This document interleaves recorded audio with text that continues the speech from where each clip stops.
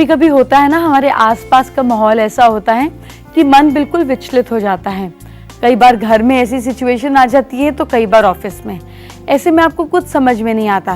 कई बार कोई ऐसा दोस्त भी नहीं मिलता जिससे बात करके सारी भड़ास निकाल लें। ऐसे में आपको एक खास मंत्र बताती हूँ।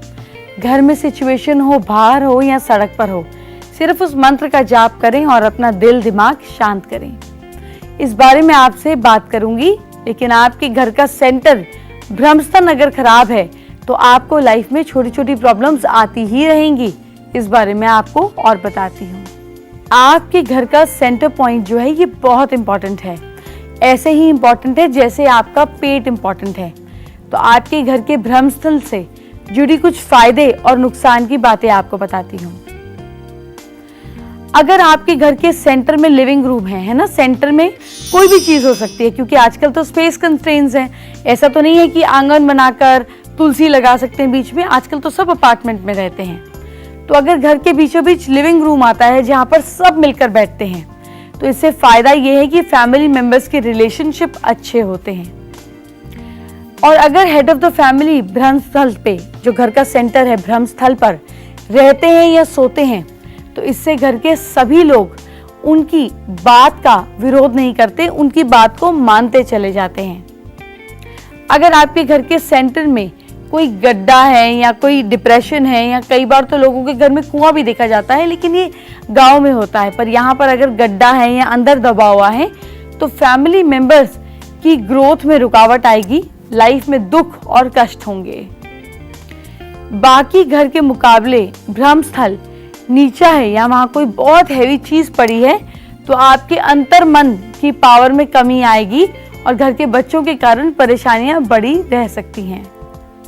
अच्छा, अगर घर के सेंटर में डाइनिंग रूम आता है तो इससे नुकसान ये है कि हेड ऑफ द फैमिली को फाइनेंशियल दिक्कतें आ सकती हैं। अगर आपके घर के सेंटर में सीढ़ियां हैं तो फैमिली मेंबर्स में मानसिक तनाव और फाइनेंशियल लॉसेस होंगे। और अगर घर के सेंटर में लिफ्ट है तो इससे फाइनेंशियल लॉसेस और हेल्थ लॉस होगा। घर का जो सेंटर है उसको कभी भी किराए पे नहीं देना चाहिए। आपकी किसी भी प्रॉपर्टी के सेंटर को किराए पे नहीं दीजिए, नहीं तो जो बचा हुआ हिस्सा है वहां पर कलह कलेश होंगे और फाइनेंशियल लॉसेस भी होंगे। अच्छा, ऑफिस में, दुकान में, फैक्ट्री में जो आपके एम्प्लॉइज हैं उनको इस जगह पर बिल्कुल ना बिठाएं, नहीं तो उनका प्रभाव आपसे बढ़ जाएगा। जैसे कहते हैं ना, पेट हर बीमारी की जड़ है, उसी तरीके से आपके घर का, आपकी प्रॉपर्टी का सेंटर जो है वो बहुत पावरफुल है, उसको खुद इस्तेमाल करें। दिवाली की एक्साइटमेंट ने आपको थका दिया है। इस थकान को दूर करने के लिए मैं आपको बताती हूँ खास ब्यूटी टिप। लेकिन इससे पहले आपको दिल और दिमाग किसी भी सिचुएशन में शांत रखने के लिए देती हूँ एक आसान मंत्र। मंत्र की चैंटिंग आप किसी भी सिचुएशन में कर सकते हैं, लेकिन उसकी शुरुआत मंदिर जाकर शिवलिंग पर दूध चढ़ाकर करनी है। फिर घर आकर मंत्र का जाप करना है। मंत्र है ओम नमः शंकराय चा मयस्कराय चा। इस मंत्र की एक माला का जाप करना है।